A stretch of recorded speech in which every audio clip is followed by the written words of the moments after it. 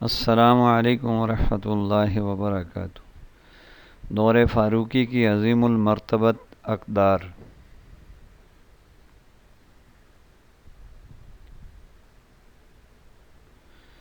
دو نوجوان سیدنا عمر رضی اللہ تعالی عنہ کی مجلس میں داخل ہوتے ہی مجلس میں بیٹھے ایک شخص کے سامنے جا کر کھڑے ہو جاتے ہیں اور اس کی طرف اشارہ کر کے کہتے ہیں، یا امیر المومنین، یہ ہے وہ شخص۔ سیدنا عمر رضی اللہ تعالیٰ عنہ ان سے پوچھتے ہیں، کیا کیا ہے اس شخص نے؟ یا امیر المومنین، اس شخص نے ہمارے باپ کو قتل کیا ہے۔ کیا کہہ رہے ہو؟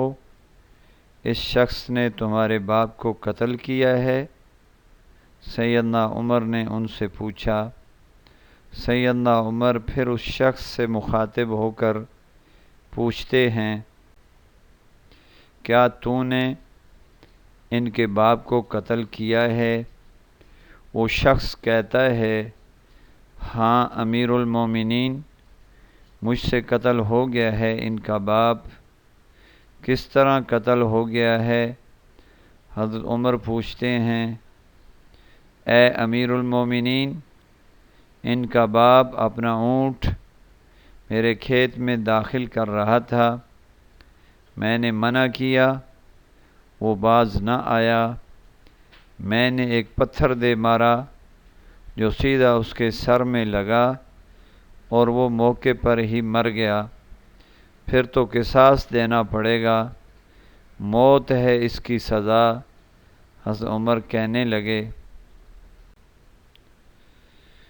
نہ فیصلہ لکھنے کی ضرورت، اور فیصلہ بھی ایسا اٹل کہ جس پر کسی بحث مباحثے کی گنجائش نہیں، نہ ہی اس شخص سے اس کے قبیلے کے بارے میں کچھ سوال کیا گیا، نہ ہی یہ پوچھا گیا کہ تعلق کس خاندان سے ہے، نہ ہی یہ پوچھنے کی ضرورت محسوس کی گئی کہ تعلق کسی معزز خاندان سے تو نہیں، معاشرے میں کیا رتبہ اور مقام ہے۔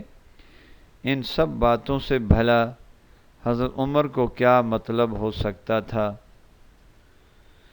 کیونکہ معاملہ اللہ کے دین کا ہو تو عمر پر کوئی بھی اثر انداز نہیں ہو سکتا، اور نہ ہی کوئی اللہ کی شریعت کی تنفیذ کے معاملے میں عمر کو روک سکتا ہے، حتیٰ کہ سامنے عمر کا اپنا بیٹا ہی کیوں نہ قاتل کی حیثیت سے آ کھڑا ہو، قصاص تو اس سے بھی لیا جائے گا۔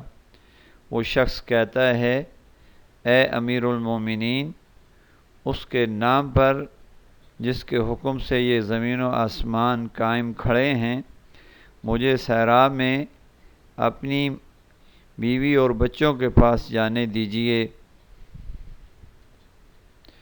تاکہ میں ان کو بتا سکوں کہ میں قتل کر دیا جاؤں گا، ان کا اللہ اور میرے سوا کوئی آسرا نہیں، میں اس کے بعد واپس آ جاؤں گا۔ حضرت عمر کہتے ہیں، کون تیری ضمانت دے گا کہ تو صحرا میں جا کر واپس بھی آئے گا؟ مجمع پر ایک خاموشی چھا جاتی ہے، کوئی بھی تو ایسا نہیں جو اس کا نام تک بھی جانتا ہو، اس کے قبیلے، خیمے یا گھر کے بارے میں جاننا تو دور کی بات ہے، کون ضمانت دے گا اس کی؟ کیا یہ 10 درہم کے ادھار، یہ زمین کے ٹکڑے یا کسی اونٹ کے سودے کی ضمانت کا معاملہ ہے؟ ادھر تو ایک گردن کی ضمانت دینے کی بات ہے جسے تلوار سے اڑا دیا جانا ہے، اور کوئی ایسا بھی تو نہیں جو اللہ کی شریعت کی تنفیذ کے معاملے پر عمر سے اعتراض کرے، یا پھر اس شخص کی سفارش کے لیے ہی کوئی شخص کھڑا ہو جائے، اور کوئی ہو بھی نہیں سکتا جو سفارشی بننے کا سوچ سکے۔ محفل میں موجود صحابہ پر ایک خاموشی چھا جاتی ہے۔ اس صورتحال سے خود حضرت عمر بھی متاثر ہیں، کیونکہ اس شخص کی حالت نے سب کو حیرت میں ڈال دیا ہے۔ کیا اس شخص کو واقعی قصاص کے طور پر قتل کر دیا جائے گا اور اس کے بچے بھوکے مرنے کے لیے چھوڑ دیے جائیں گے، یا پھر اس کو بغیر ضمانت کے واپس جانے دیا جائے گا؟ اگر واپس نہ آیا تو کیا مقتول کا خون رائیگاں چلا جائے گا؟ خود حضرت عمر سر جھکائے افسردہ بیٹھے تھے۔ اس صورتحال پر سر اٹھا کر التجا بھری نگاہوں سے نوجوانوں کی طرف دیکھتے ہیں۔ معاف کر دو اس شخص کو۔ نہیں امیر المومنین، جو ہمارے باپ کا قاتل ہے، اس کو ہم معاف نہیں کر سکتے۔ نوجوان اپنا آخری فیصلہ بغیر کسی جھجک کے سنا دیتے ہیں۔ حضرت عمر ایک بار پھر مجمع کی طرف دیکھ کر بلند آواز سے پوچھتے ہیں، اے لوگو، کوئی تم میں سے جو اس شخص کی ضمانت دے؟ حضرت ابو ذر غفاری رضی اللہ تعالی عنہ اپنے زہد و صدق سے بھرپور بڑھاپے کے ساتھ کھڑے ہو کر کہتے ہیں، میں ضمانت دیتا ہوں اس شخص کی۔ عمر کہتے ہیں، ابو ذر، اس نے قتل کیا ہے، چاہے قتل ہی کیوں نہ کیا ہو۔ ابو ذر اپنا اٹل فیصلہ سناتے ہیں۔ عمر، جانتے ہو اسے؟ ابو ذر، نہیں جانتا اسے۔ عمر، تو پھر کس طرح ضمانت دے رہے ہو؟ ابو ذر، میں نے اس کے چہرے پر مومنوں کی صفات دیکھی ہیں، مجھے ایسا لگتا ہے کہ یہ شخص جھوٹ نہیں بول رہا، انشاءاللہ یہ ضرور واپس آئے گا۔ عمر، ابو ذر، دیکھ لو، اگر یہ 3 دن میں لوٹ کر نہ آیا تو مجھے تمہاری جدائی کا صدمہ دیکھنا پڑے گا۔ اے امیر المومنین، پھر اللہ مالک ہے۔ ابو ذر اپنے فیصلے پر ڈٹے ہوئے جواب دیتے ہیں۔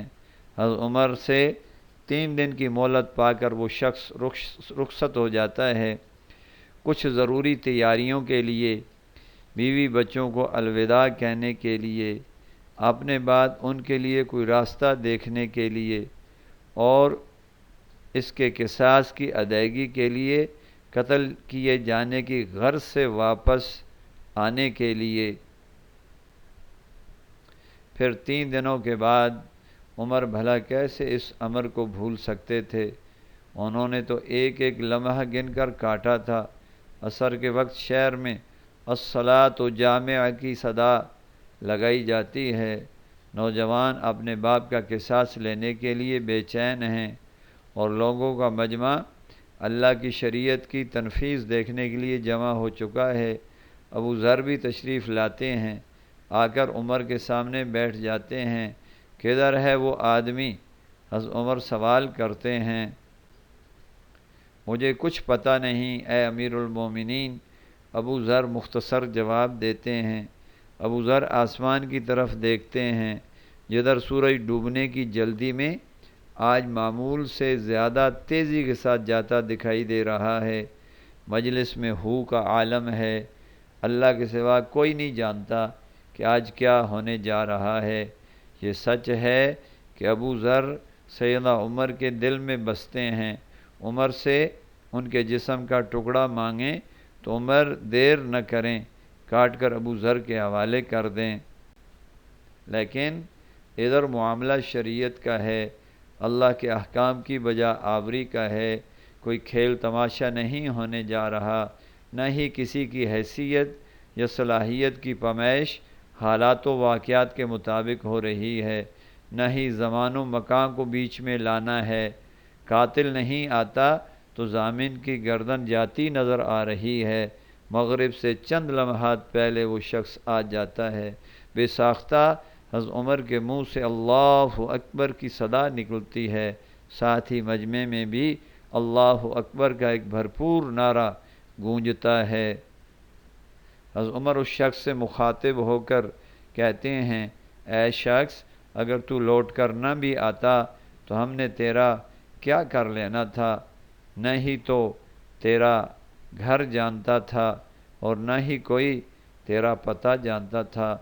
اے امیر المومنین، اللہ کی قسم، بات آپ کی نہیں بلکہ اس ذات کی ہے جو سب ظاہر پوشیدہ کے بارے میں جانتا ہے۔ دیکھ لیجئے میں آ گیا ہوں، اپنے بچوں کو پرندوں کے چوزوں کی طرح صحرا میں تنہا چھوڑ کر، جدھر نہ درخت کا سایہ ہے اور نہ ہی پانی کا نام و نشان، میں قتل کر دیے جانے کے لیے حاضر ہوں۔ مجھے بس یہ ڈر تھا کہ کہیں کوئی یہ نہ کہہ دے کہ اب لوگوں میں سے وعدوں کا ایفا ہی اٹھ گیا ہے۔ حضرت عمر نے ابو ذر کی طرف رخ کر کے پوچھا، ابو ذر، تو نے کس بنا پر اس کی ضمانت دے دی تھی؟ ابو ذر نے کہا، اے عمر، مجھے اس بات کا ڈر تھا کہیں کوئی یہ نہ کہہ دے کہ اب لوگوں سے خیر ہی اٹھا لی گئی۔ حضرت عمر نے ایک لمحے کے لیے توقف کیا اور پھر ان دونوں نوجوانوں سے پوچھا کہ کیا کہتے ہو اب؟ نوجوان روتے ہوئے جواب دیتے ہیں، اے امیر المومنین، ہم اس شخص کی صداقت کی وجہ سے اسے معاف کرتے ہیں۔ ہمیں اس بات کا ڈر ہے کہ کہیں کوئی یہ نہ کہہ دے کہ اب لوگوں میں سے عفو اور درگزر ہی اٹھا لیا گیا ہے۔ حضرت عمر اللہ اکبر پکارتے ہیں اور آنسو ان کی داڑھی کو تر کرتے ہوئے نیچے گر جاتے ہیں۔ اے نوجوانوں، تمہاری عفو و درگزر پر اللہ تمہیں جزائے خیر دے۔